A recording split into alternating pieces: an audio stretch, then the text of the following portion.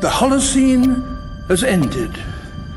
What we do now, and in the next few years, will profoundly affect the next few thousand years.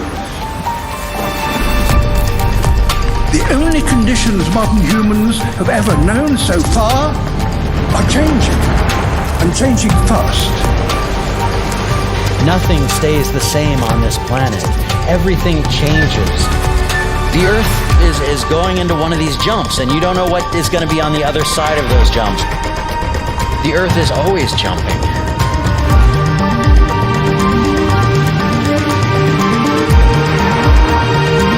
Things move on this planet.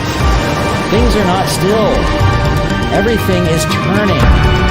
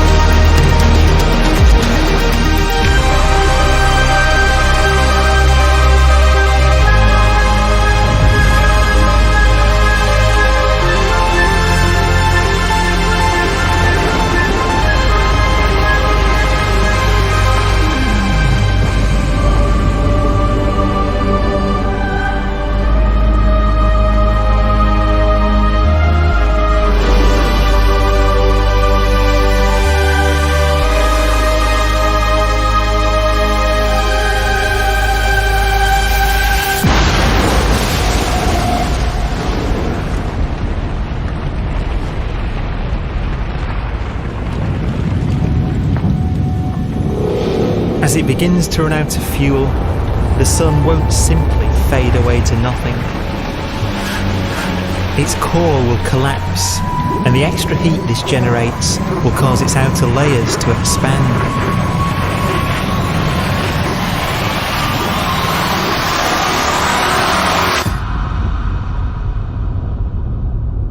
The sun is now dead. Its remains slowly cooling in the freezing temperatures of deep space.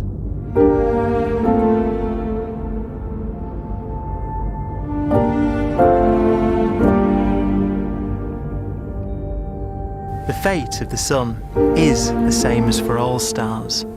One day they must all eventually die, and the cosmos will be plunged into eternal night. All stars eventually will run out of fuel. The temperature of the universe drops. The stars, one by one, in the night sky, will turn off. And there'll be no more new stars created. And so that the universe will end not with a bang, but with a whimper. And not in fire, but in ice.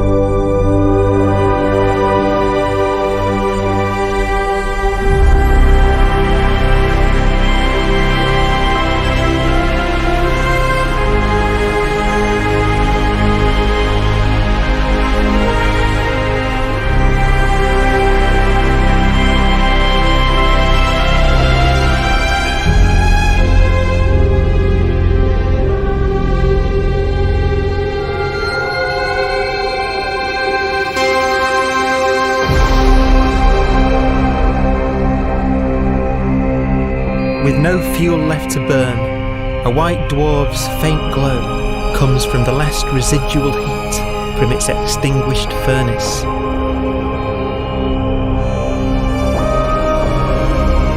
Looking at it from where the Earth is now, it would only generate the same amount of light as the full moon on a clear night.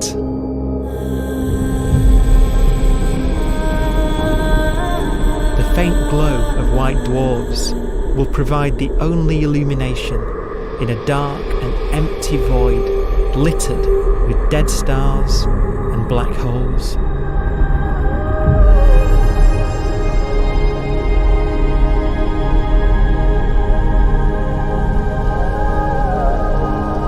ways, it's kind of a ghost universe. It's the corpses, the zombie stars, that will take us into the future.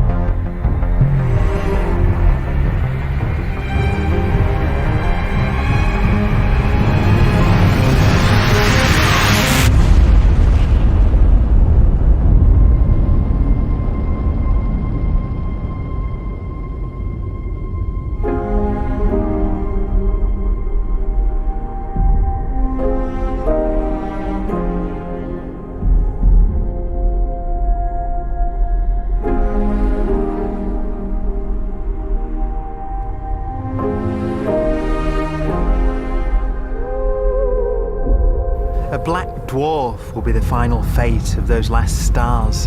White dwarfs that have become so cold that they barely emit any more heat or light. Black dwarfs are dark, dense, decaying balls of degenerate matter, little more than the ashes of stars. Their constituent atoms are so severely crushed that black dwarfs are 1,000,000 times denser than our Sun.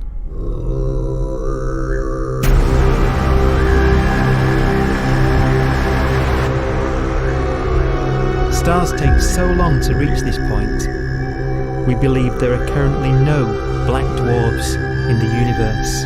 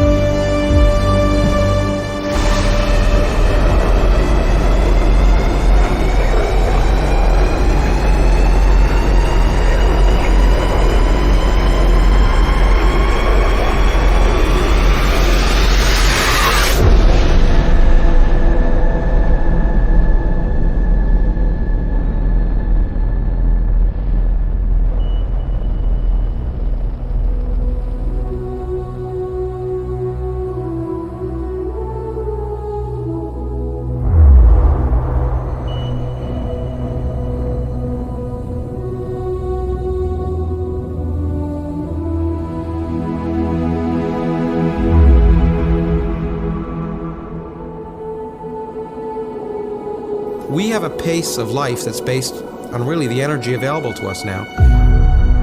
You could imagine living conscious systems which have a very different pace and therefore can extend out at least a lot farther than you'd imagine otherwise. You could have a living system where if it had a thought every 10 trillion years, that would seem normal. Even if our life dies out, one could imagine at some time arbitrarily far in the future, a fluctuation occurs which allows intelligent life to exist again for a little while. So you might have islands in time of intelligence.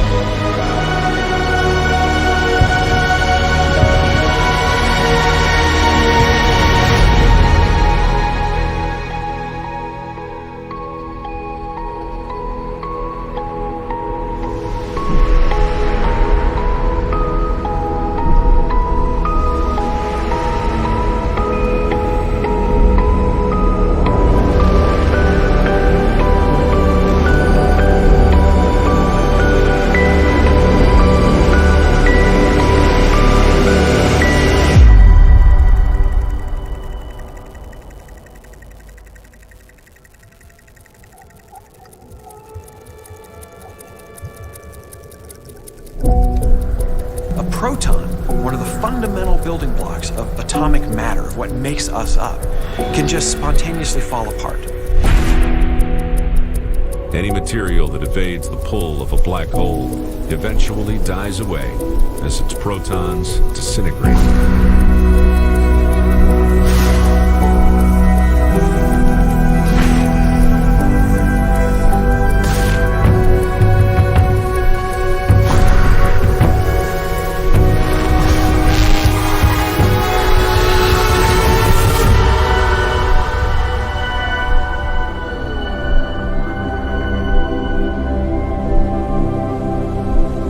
The matter inside black dwarfs, the last matter in the universe, will eventually evaporate away and be carried off into the void as radiation, leaving absolutely nothing behind.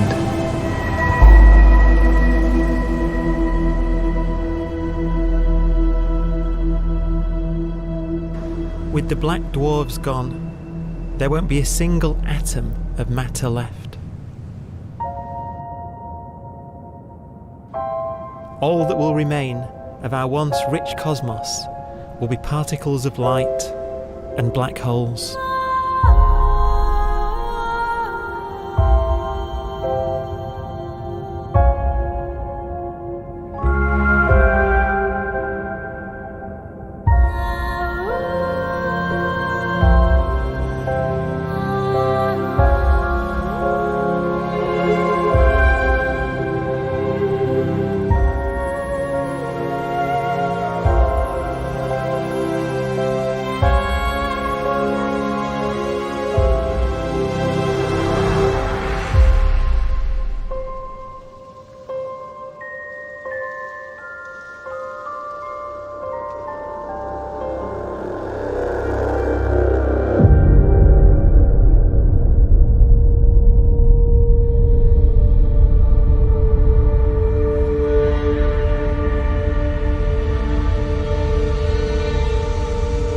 The arrow of time creates a bright window in the universe's adolescence, during which life is possible.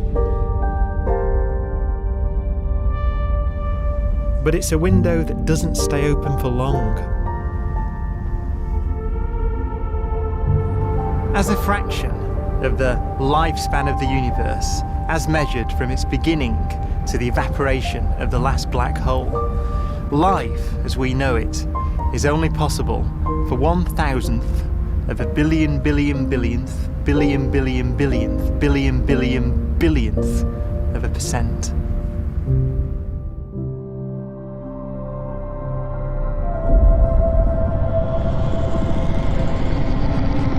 Black holes become the fundamental building block of the universe. A galaxy will basically be a supermassive black hole in a center with smaller black holes orbiting it. Zombie galaxies filled with black holes continue to evolve. They'll eat each other and they'll get bigger, and maybe they'll fall into the supermassive black hole and it'll get bigger. The universe will still be an exciting, dynamic place. It's just that the timescales you're talking about are now trillions of years instead of thousands or millions of years.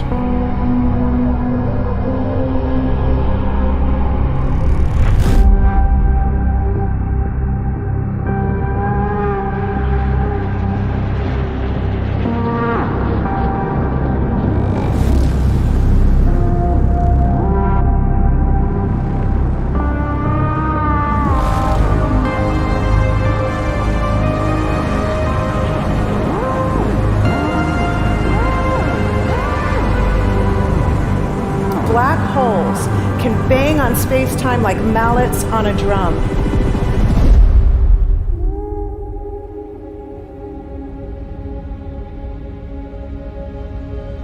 And they have a very characteristic song.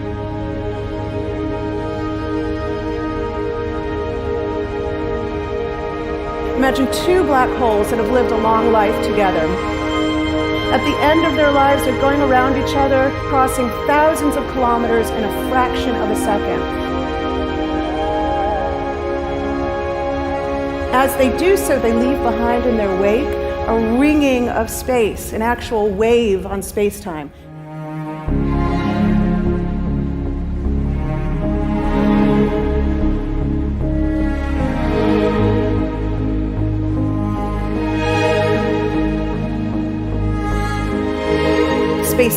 squeezes and stretches as it emanates out from these black holes banging on the universe.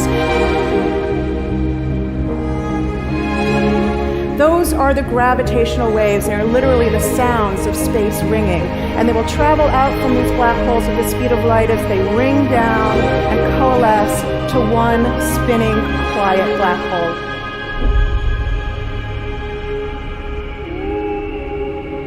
If you were standing near enough, your ear would resonate with the squeezing and stretching of space. You would literally hear the sound.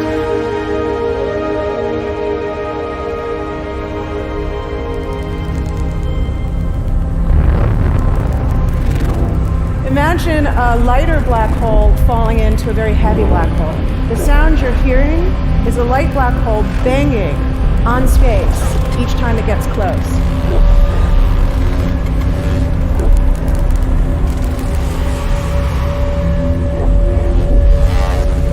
As it falls in, it gets faster and it gets louder.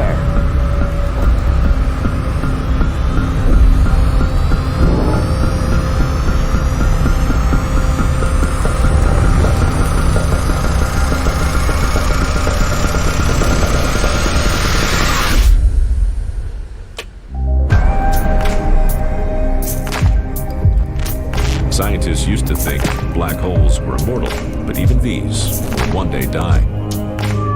Now we're talking about timescales of unimaginable length, quadrillions of years into the future. On that timescale, even the black holes begin to evaporate.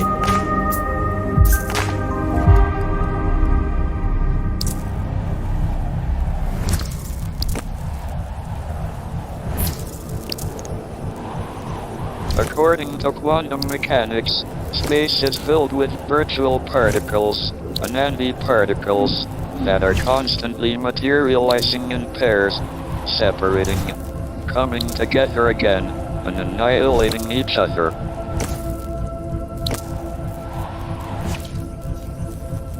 In the presence of a black hole, one member of a pair of virtual particles may fall into the hole, leaving the other member without a partner with which to annihilate. The forsaken particle appears to be radiation emitted by the black hole. And so, black holes are not eternal. They evaporate away at an increasing rate until they vanish in a gigantic explosion.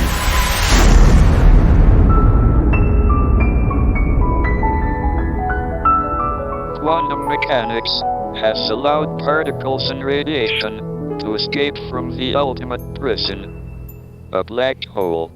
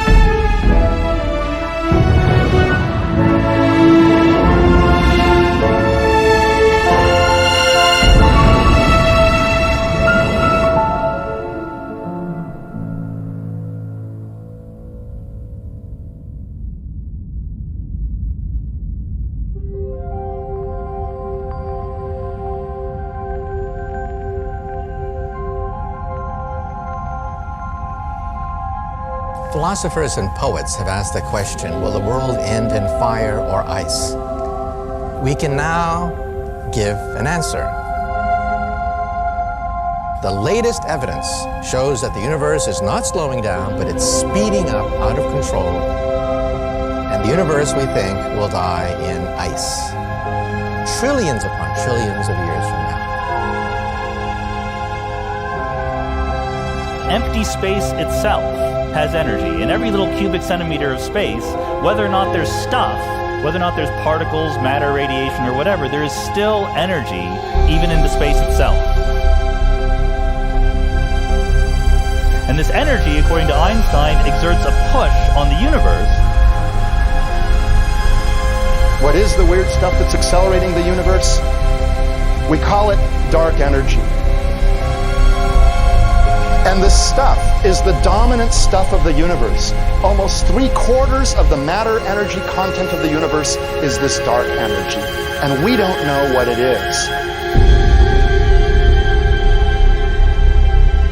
Dark energy, unlike matter or radiation, does not dilute away as the universe expands.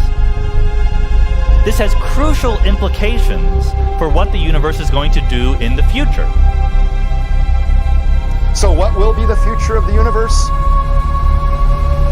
Well, if the dark energy remains dominant and repulsive, the universe will expand forever.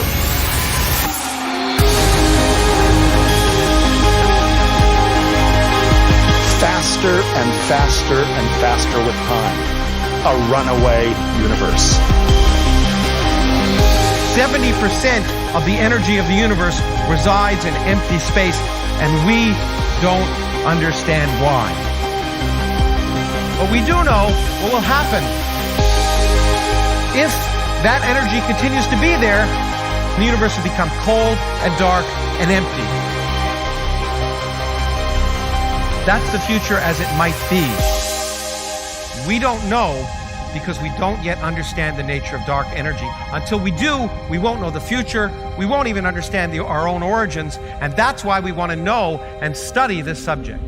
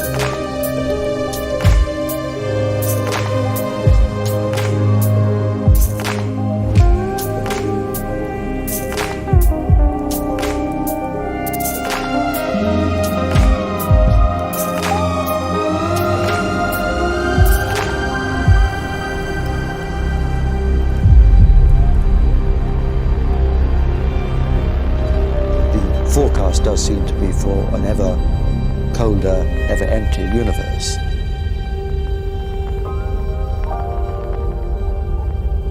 But then, of course, we have to ask, could that end lead to a new beginning?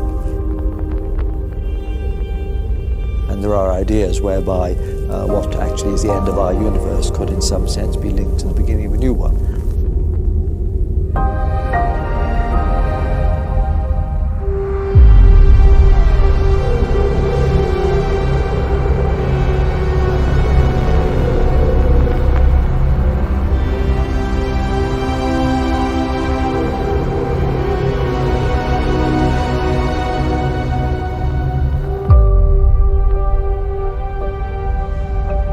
We've worked out the mathematics, the equations. They seem to say that if you have an atom smasher that can concentrate tremendous amounts of energy at a single point, you can perhaps open up a gateway, a baby universe.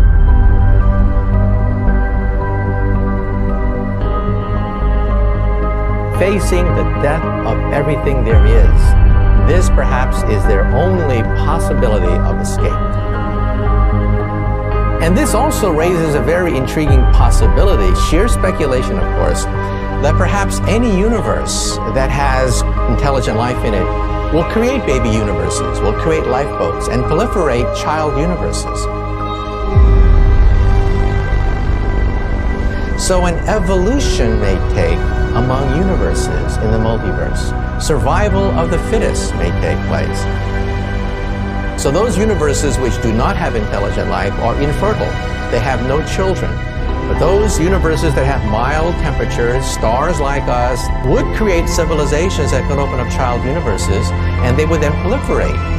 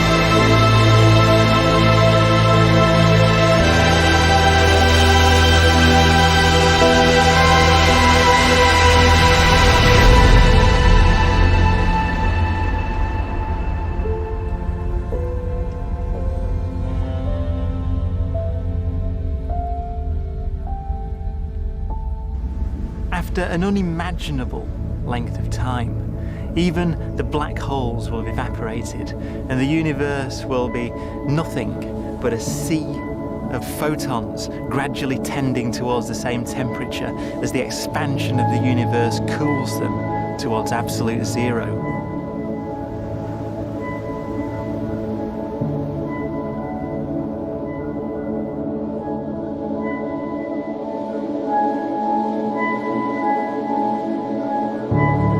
Once the very last remnants of the very last stars have finally decayed away to nothing, and everything reaches the same temperature, the story of the universe finally comes to an end.